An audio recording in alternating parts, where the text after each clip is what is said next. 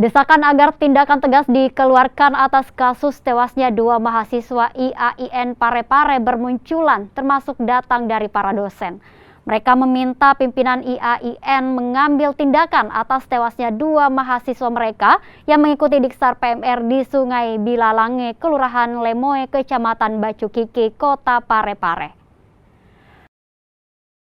Yang sekarang menjadi pertanyaan teman-teman dosen itu, apakah ada izin atau tidak? Kalau ada izin, biar ada izin maupun tidak ada izin, harus pihak kampus bertanggung jawab. Karena ini adik-adik mahasiswa, anak mahasiswa ini lakukan ini kan atas nama lembaga juga.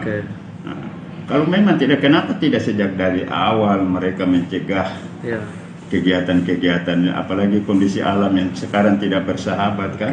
Itu yang perlu oleh unsur pimpinan.